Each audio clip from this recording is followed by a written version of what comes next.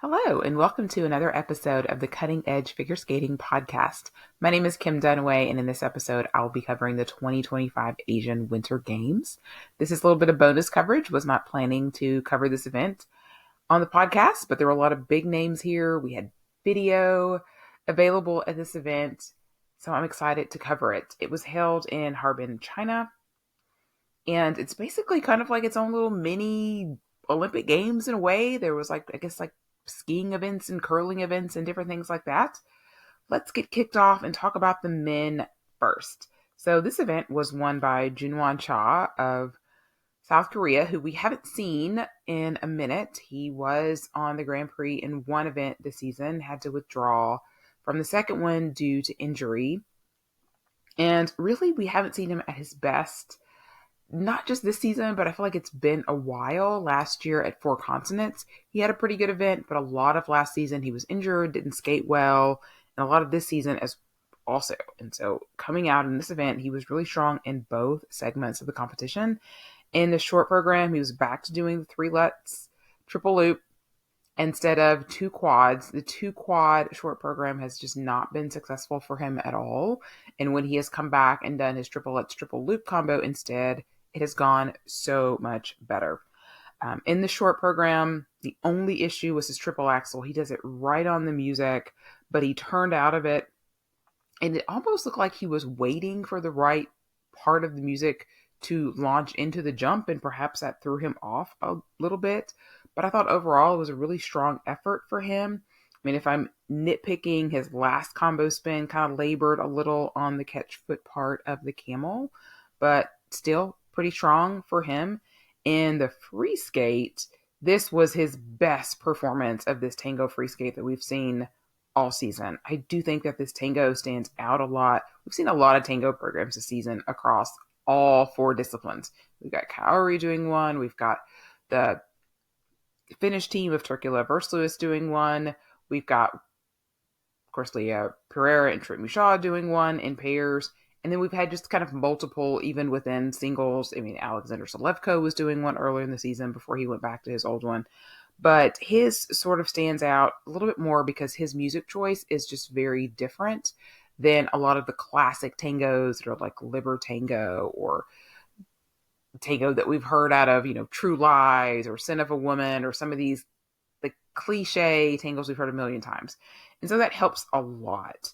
His big elements for him were all on in this event. So he landed both quads, both of his triple axels, and it was really, really strong. And he went from second to finish in first at this event. And second place was Yuma Kageyama of Japan. Short program was the stronger of the two for him by far. The short program is just a very comfortable layout for him. He's been doing that jump content for many years. The quad Zalcal, the quad toe, triple axel. In his free skate, however, he did come out with a more difficult tech content than what we have seen from him. At Japan Nationals, he did four quads. Quad flip, quad Zalcal, two quad toes. Here, he was also doing four quads. However, he had put in a quad lutz, which he has not had in a program like ever. I could not see where he's ever attempted a quad lutz in a major competition. In the Olympic season, Yuma was doing a quad loop, and then when he came back from injury, he started doing the quad flip. So the quad lutz looks to be a newer jump for him, and doing it here didn't pay off exactly. But what I will say is that if it's something that he's been landing well in practice, then I think that this sets him up for next season. It may not be a jump even that's ready at Worlds this year. If you want to think about like Adam Siohimfa, in the 2022-23 season, he was starting to do quad lutzes around like Worlds or so. I don't know that any of them were ready that he put in at the time. He may have done one at World Team Trophy, I believe, about a month later. But he was like starting to practice them and do them sort of in preparation of getting them in his program in that following season which was last season, which he did and did really pretty successfully for a lot of last year. And that was a big part of sort of launching him from sort of being in the fringe to being like a contender for world titles, right? So Yuma, having seen last season the difficulty that he felt like it was going to be in competing against Ilya, they're clearly laying the foundation for him to have potentially a perhaps 5 quad program. Because if you think about it, if you sub a quad toe in for a quad lutz, yes, you get a couple of extra points. But is it worth the risk to get 2 extra points? Probably not. What they're probably trying to work towards is getting a 5th quad in there somewhere, which I'm not entirely sure that he needs. Like a lot of times last season, I'm like, he needs a 4th one because he is very, very, for a very long time, had 2 quad toes and a quad salchow. Like that's his really money quad jumps. And so once he adds the flip, it's not quite as consistent. At times it looks gorgeous, but it's not as consistent. The quad loop was never perfectly consistent for him either. And so that may be the issue with adding a potential quad lutz to it as well. So I say all that to say that here he is debuting it in this event. Oftentimes the first time somebody goes out and tries that in their first competition, their first couple of competitions, it doesn't always go exactly perfect, especially since the setup is probably going to be a little bit different and he's used to doing a quad toe there, at least in this particular program. But it's interesting that he's putting it in there. I mean, it's something we saw Yuzuru do.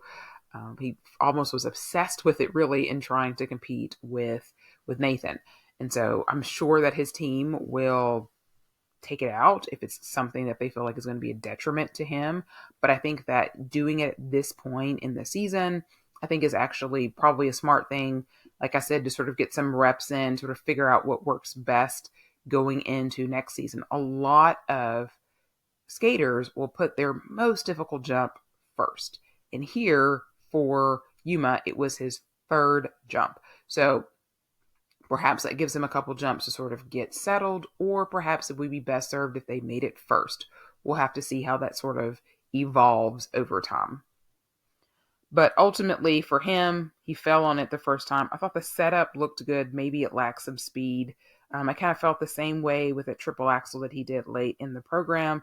He also stepped out of his quad flip. So not his best skate here, and that put him down into 2nd behind Junhua Cha. In 3rd place here was Mikhail Shadorov. In his short program, his quads were fine, but he popped his triple axel to a single, which means you get no credit. You've got to do a double or you've got to do a triple. So that obviously put him down in the standings. He also got negative GOE on his camel spin. It's kind of slow. I thought his performance in the short program was okay. I feel like we've seen him better this season. And then in the free skate, he was sporting a new shirt, which, sure, okay, it's fine. It was not his best technical performance. He did turn out of his quad lutz. He did a triple axel Euler quad salchow again and fail. I wonder why he abandoned the quad toe, because that seemed to be more successful than this triple axel Euler quad salchow has been. I just thought that in general that this whole program just kind of lacked a little bit of his usual spark that we have seen from him this season. Good enough to get on the podium, not good enough to push either of the 2 ahead of him. In 4th place here was Dawai Dai of China.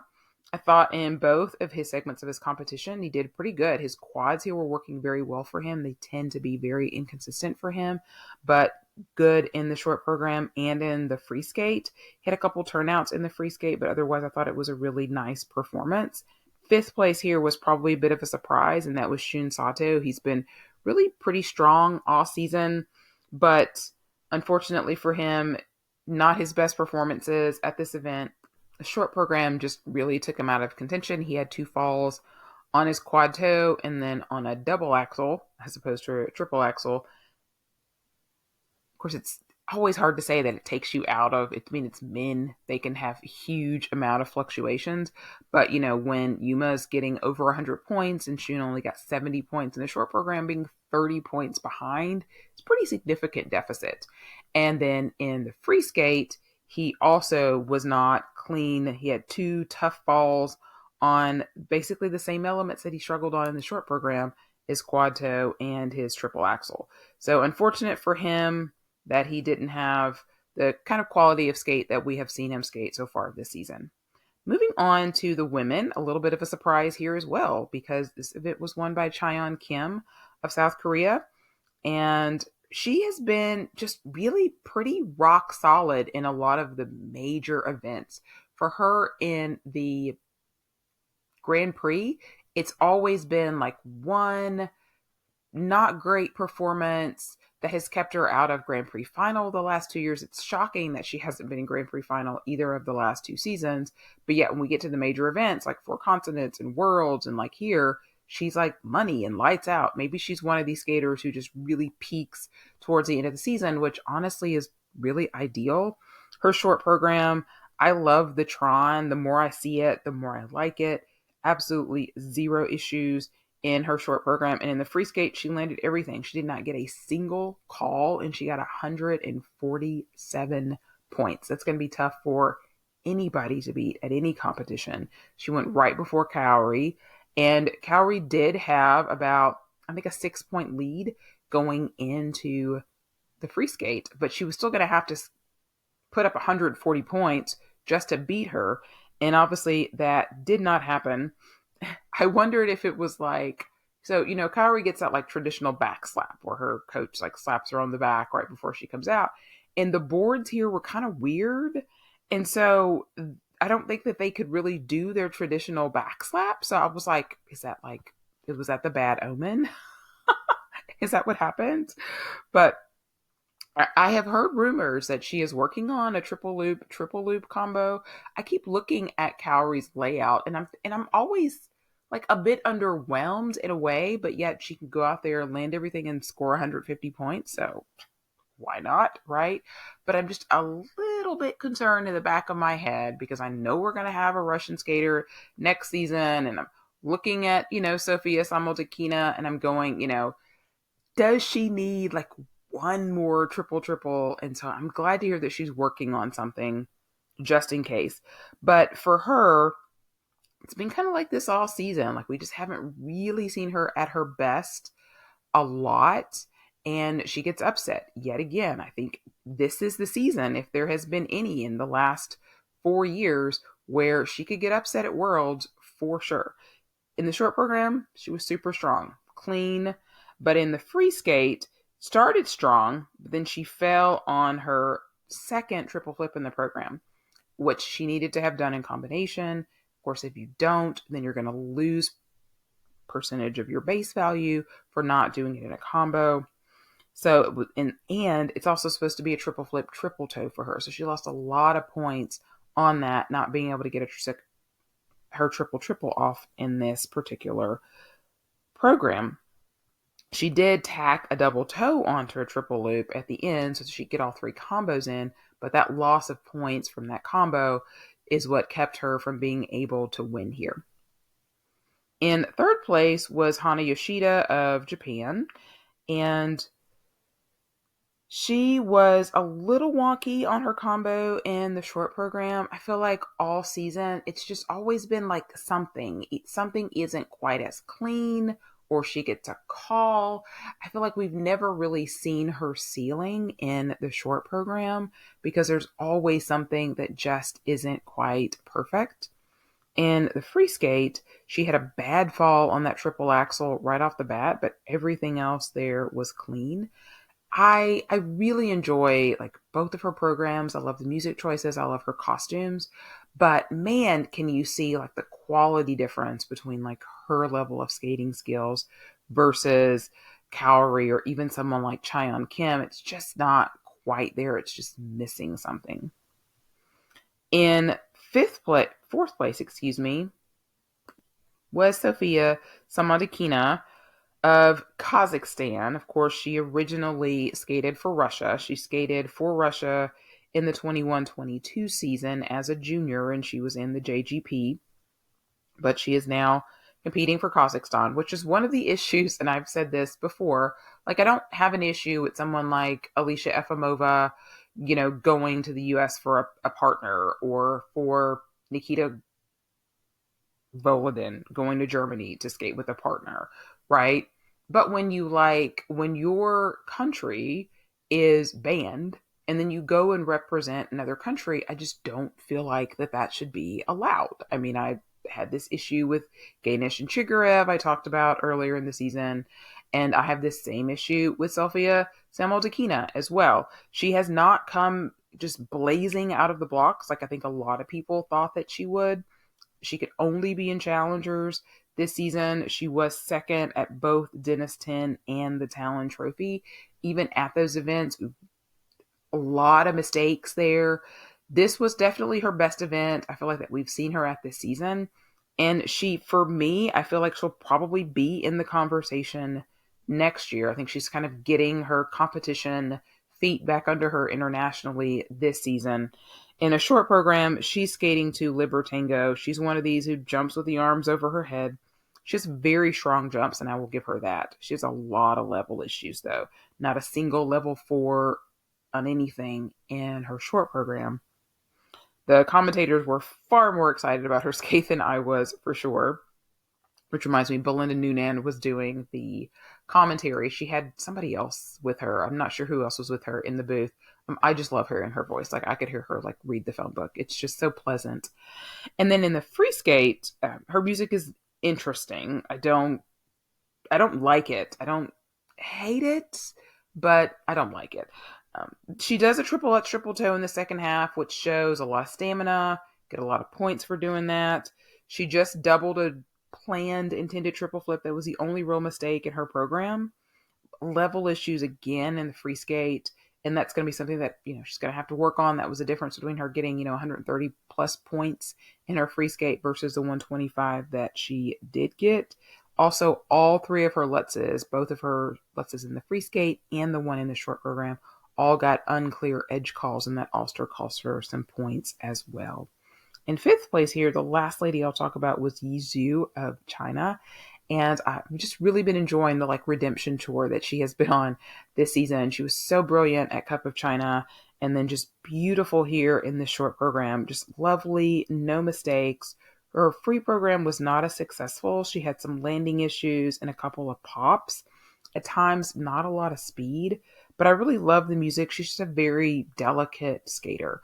And she looks happy and joyous right now, which is just really nice to see. All right, let's move on to the paired disciplines. We'll start with the pairs. So this event was won by Ganesh and Chigarev of Kazakhstan, another Russian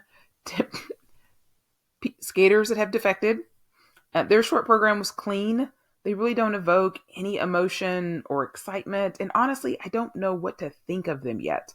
Like I said earlier in the Grand Prix, that I just don't think either one of these programs are a good stylistic match for them.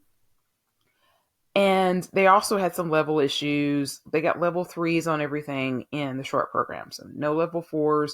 Again, that's going to be the difference between them getting potentially 70 points, like some of the top teams are getting, and then being right around that 64, 65 point mark where they were at here, but was still an improvement over what we saw from them in the Grand Prix.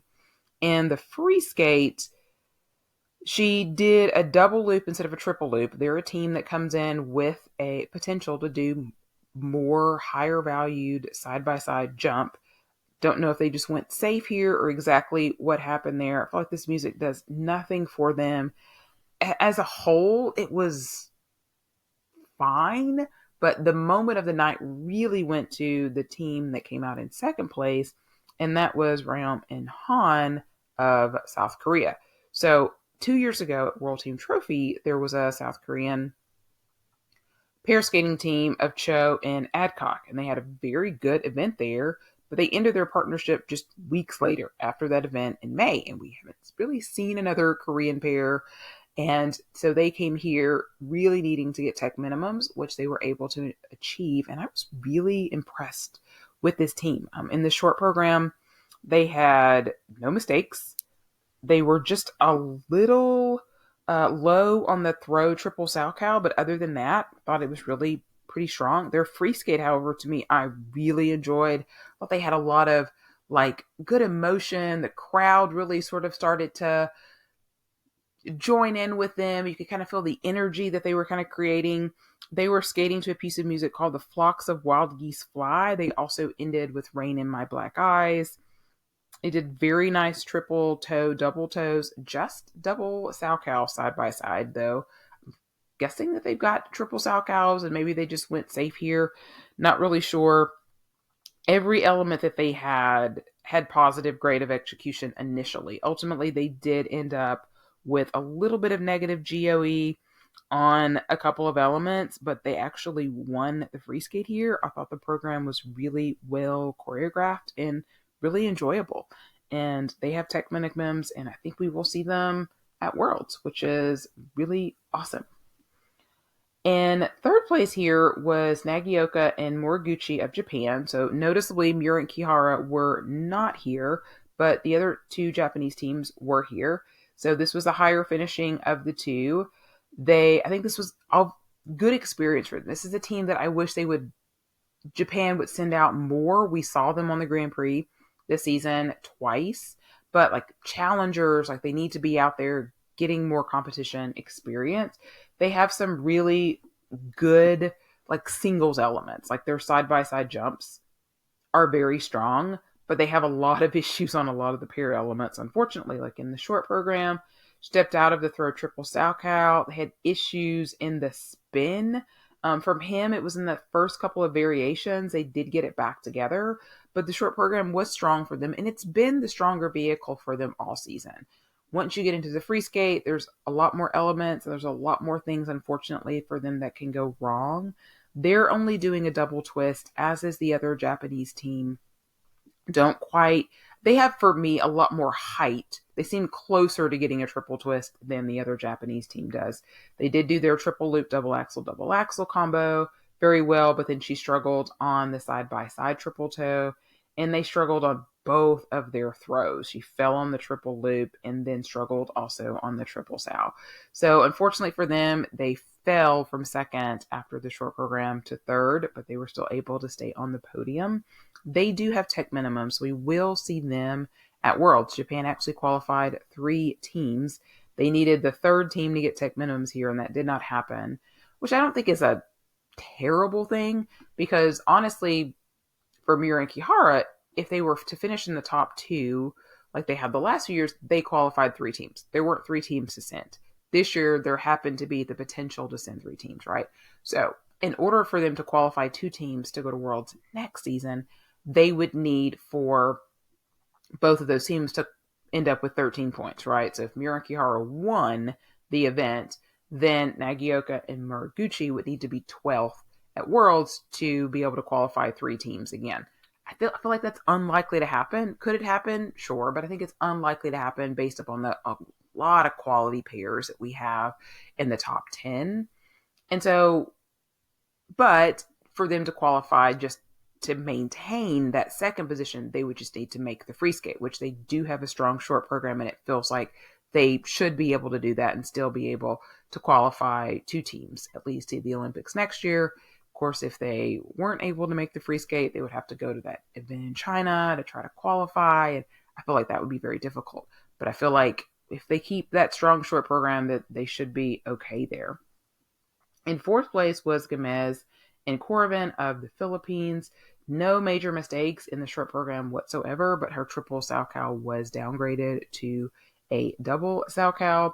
Same thing happened for her in the free skate. I thought the triple Salchow looked way better in the free skate. Still got downgraded though. Their twist was gorgeous. Super high, very clean catch. Throws just weren't happening though. Kind of like Nagioka and Moriguchi, fell on one and fell out of the other. 5th place here was Wang and Zhu of China. It just makes me sad. Their short program just not secure in like any of the jumping elements, and he is just giving me nothing. He is just there. He is just cold fish.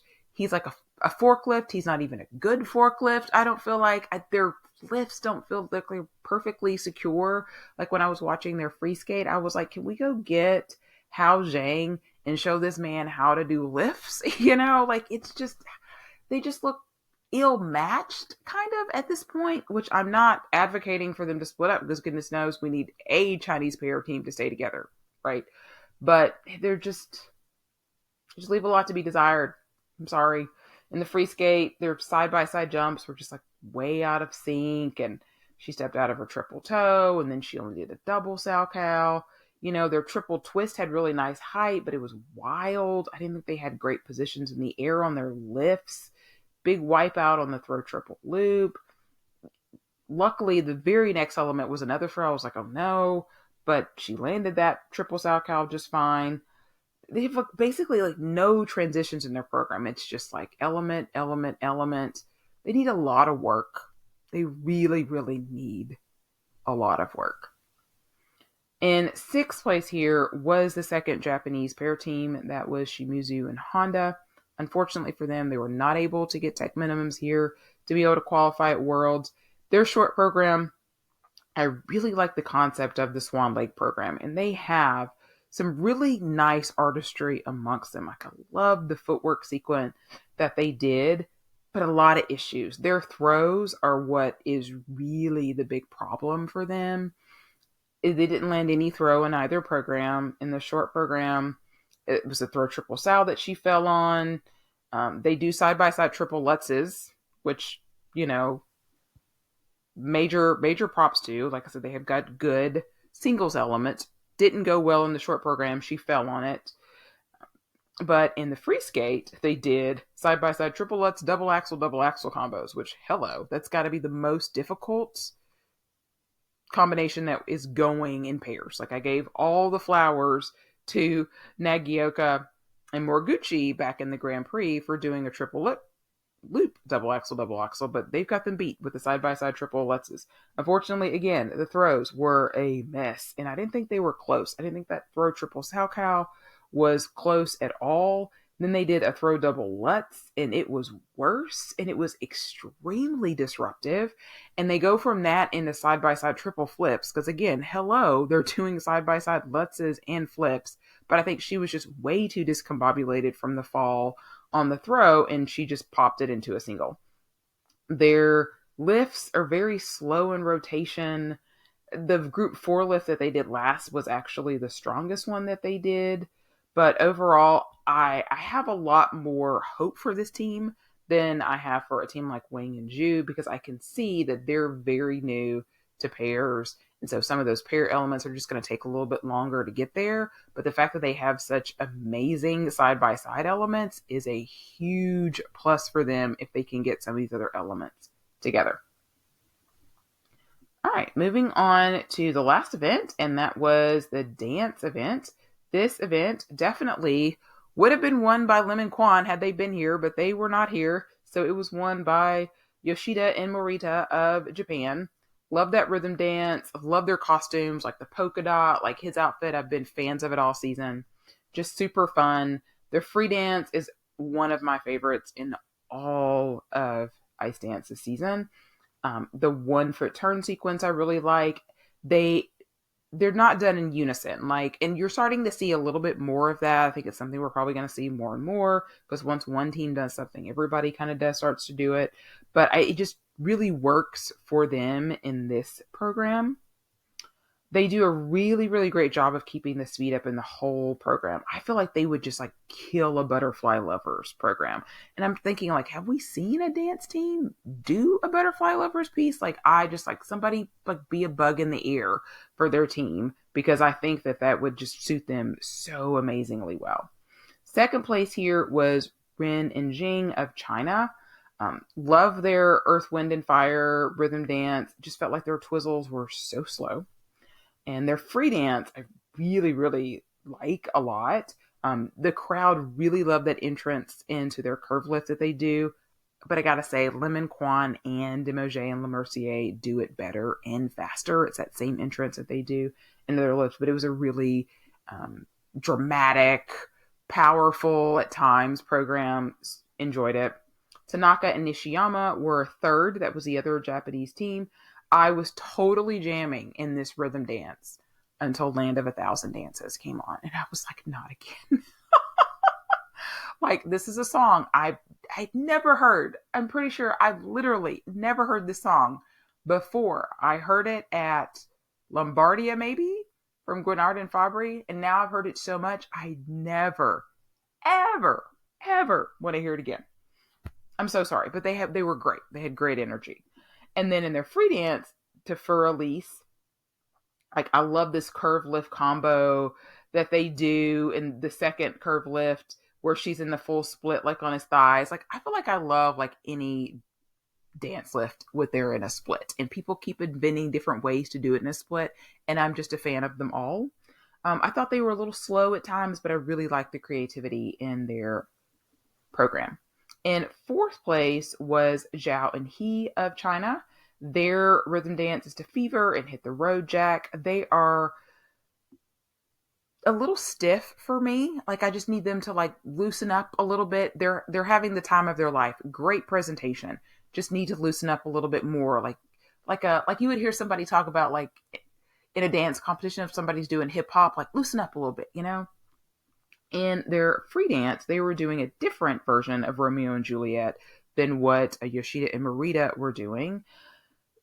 This one is more pretty than like dramatic. And then they kind of have this dramatic piece at the end, which is the same like dramatic piece that Hubble and Donahue started their Romeo and Juliet routine with years and years ago. And for me, it just kind of feels like it comes out of nowhere.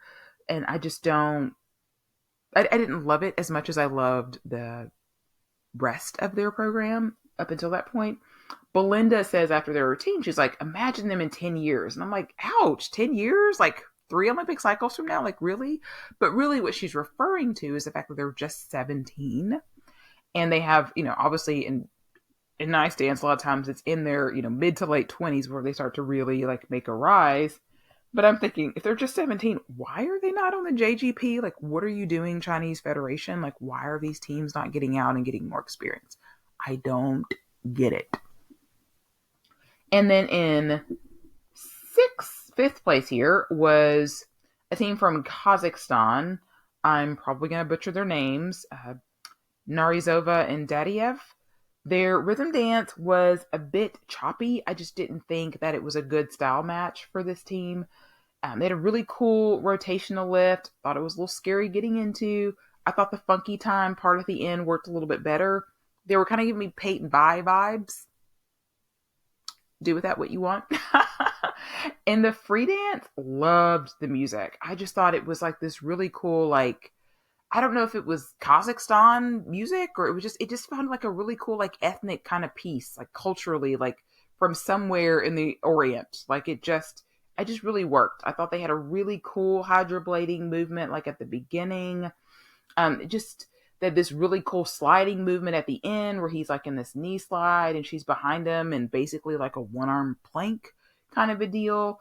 I just thought they had a really mature quality and command to their skating. Well, they were pretty close together on their wooden foot turn sequence. At least it looked like they were. The camera angle kind of sucked. But overall, the beginning pose where she was on his arm was really cool. I really liked the program. So I was like, hey, we got ice dance team from Kazakhstan now. Like, I'm for it.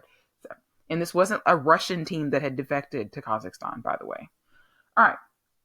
In sixth place was an Indonesian ice dance team. So this was like even more exciting to have an ice dance team from another Asian country.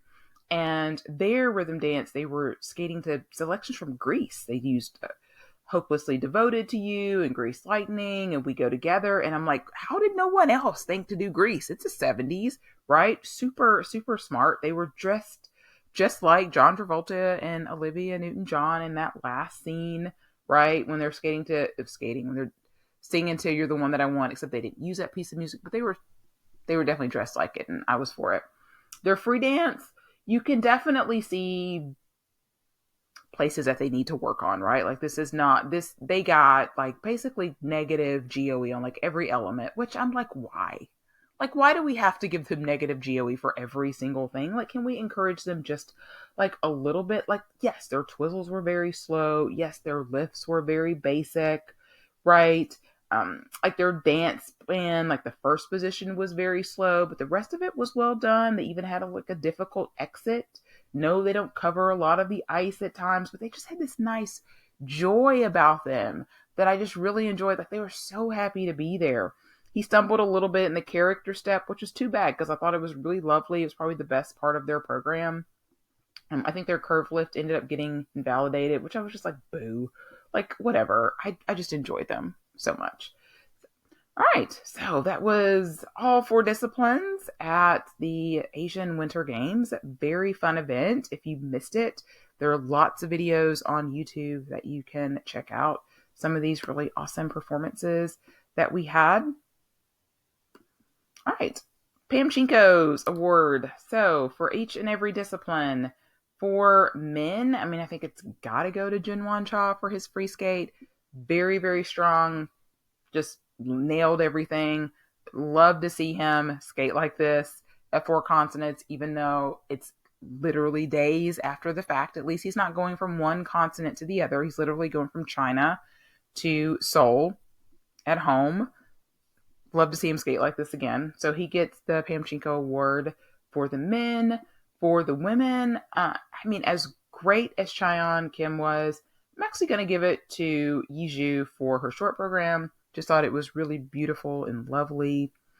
And pairs definitely is going to the Korean pair team for that free skate. It was so, so good. And then in dance, I mean, I love Yoshida and Marita so much, but I'm actually going to give my Pam Chinko to the Kazakhstan dance team for that awesome free dance that they did. All right. Here we are, just in a couple of days. We have a couple of events. So Road to 26 Trophy, which I talked about briefly during the U.S. Nationals episode, because that's where McBeath and Parkman were going to. Since then, we've had some other people added to it, namely Isabeau Levito is going to be at the Road to 26 Trophy this week. It literally starts in 2 days. So when this podcast comes out, it'll be like the next day that it starts. And so very interested to see what Isabeau looks like. Unfortunately, there's no video here. Hopefully it'll be a fan video or something that we can see exactly, how Isabeau looks in this event. Graydon Parsons were also added to this event as well. So there's actually a pretty good lineup of dance teams here with them. So let's just run through the rosters right quick. For the men, Kevin Amos is going to be here. What are we going to get? Who knows? Nikolai Mimola, hot off of his silver at Europeans, is going to be here. Sota Yamamoto also, as well as Denis Vasilyev. So those are some of the big names that are going to be here. For the U.S., Liam Kapakis will be representing the men. In the ladies event with Isabeau Levito will also be Nina Petrokina, hot off her big win at Europeans. And also Laura Naki Gutmann will be here as well. And Hana Yoshida going back to back. Josephine Talagard will be here. She is still trying to get tech minimums. I would imagine that this event will count towards tech minimums for Worlds. Gosh, I hope she really gets it. It's just every event is better with Josephine Talagard for sure. In pairs, we've got the Kovalevs, Rocher and Schuster, Gilardi and Ambrosini, Danilova and Seba, along with McBeath and Parkman. And then in the dance event, as I mentioned before, for the U.S., Caroline Green and Michael Parsons will be here. We'll also have Turkula and Verse Lewis at this event. Von Rensburg and Stefan will be here. So a lot of really good names, not like a super, super stacked field, but at least a couple of good teams and skaters in each of the disciplines there. As I mentioned, there won't be, unfortunately, any video of that event. But there will be video, of course, of 4 continents. And I will absolutely be covering that. I didn't give a proper preview for that in my last episode for Europeans. So let me do a quick preview of 4 continents now. So if we talk about pairs, we've got obviously a big showdown between Deanna and Max and Mura and Kihara or gold. Bronze, I think, is pretty wide open between Pereira and Michaud of Canada, if they can show up and skate like we saw them skate at Canadian Nationals just a few weeks ago. Efimova and Mitrofanov, hot off a very, very strong skate at Nationals. We've got Cam and O'Shea, who are going to be looking to redeem themselves after a not-so-great skate at Nationals either. And then we've got Ganesh and Chigarev, who are going to have to skate a lot better than what we just saw them do this past week at the Asian Trophy. But you could also sort of throw them into that mix as well. In dance, obviously, it's going to be a showdown between Piper and Paul, as well as Maddie and Evan. And can Piper and Paul chip into that, what is now a very, very long win streak that Madison and Evan have? They have not lost an event since they lost to Piper and Paul at Grand Prix final back in the fall of 2022. So we are into quite a very long win streak. Well, that's not right. They lost to Skate America. That's right. Yeah. So no, they don't have a very long win streak anymore. They're starting a new one. Okay. Yeah. And then third place, it's hard to see anybody outside of Marjorie Lajoie and Zach Lagasse. Definitely going to be the favorites to get bronze here. What does Ingas and Kolesnik look like here when they got the nod to come to Four Continents over Green and Parsons, who will be at a different event not across the globe. Yeah, in a different continent, basically. Okay, moving on. On to the singles events, which are incredibly competitive. Let's talk about the men first, because they're got a lot of interesting storylines there too. Namely, we've got Tesua Tavoy, who got the nod to go to Worlds. And we've got Cal Muir here, who did not get the nod to go to Worlds, who could come in as one of the favorites, right? He has been so up and down this season. How is his injury? Is he better? That's going to be a real big question mark. Jinwan Cha just competed this past week. What does he look like here? The American contingent of skaters isn't super scary, but Camden, if he skates like he did at Nationals, could certainly, at least put himself in a conversation for a final group, right? And then the Canadian men, Wesley Chu withdrew, so it's Roman, basically, and Alexa Rakic. They still haven't named their world team. Canada hasn't. I don't know why they haven't named Roman. I don't know who they think they're going to put on this team, but he is in there, and, he could put himself in the mix. Who knows, right? It's men. And then, of course, Mikhail Shadorov will also be here, hot off of his podium finish at the Asian Games. And he's somebody who has a whole lot of tech content. And can he put it together a little bit better than what we just saw from him? Then in the women's, let's talk about this field.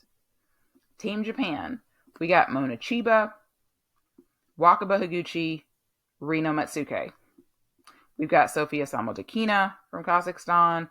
We've got Chaeyeon Kim, Hyeon Lee from Korea. And from the U.S., we've got Sarah Everhart, Alyssa Liu, Brady Tennell. This is no joke. Several of these people are not going to be in the final group, right? This is extremely competitive. It could be a Japanese sweep. Chaeyeon Kim could come and win this after her big win last week. The Americans are going to be a factor for sure. For me, it's the Japanese ladies and Chaeyeon Kim come in as the favorites for me to medal. Of the U.S. ladies, Alyssa did so well at Nationals, but she's had so many calls on a lot of her jumps. Can she come away from that? Brady has also had a lot of calls on her jumps, and we haven't seen her skate completely clean this season. Even though she'll get the artistic edge over somebody like Sarah. Sarah comes in with a lot of very strong jumps, but she's going to lose in the PCS department to Team Korea and Team Japan. So for me, Mona Chiba, Wakaba Higuchi, Chaeyeon Kim, those are the three that I would pick as favorites to sort of be the medalist. Rina Matsuke only because she just tends to be a bit more inconsistent. Somewhere she has probably the best programs of this event, and I don't know what to expect from Hyeon Lee at this point. So she's a huge, gigantic wild card. But it should be a really, really good event. Every single event, I'm always penciling in okay, I really like the dance matchups here. I really like the pairs matchups here, but here for me, it's the ladies that really stands out as the event to watch at Four Continents. All right, you guys, that completes my coverage for this week. Thank you guys so much for listening to the podcast. I'll definitely be back with my normal coverage for Four Continents, which means episodes for every discipline to really sort of dig in and cover as many skaters as possible. You can find me on all the socials at iSkatePodcast. And you can also send me a line at thecuttingedgepod@gmail.com. Hope you have a good rest of your week. I'll be back soon.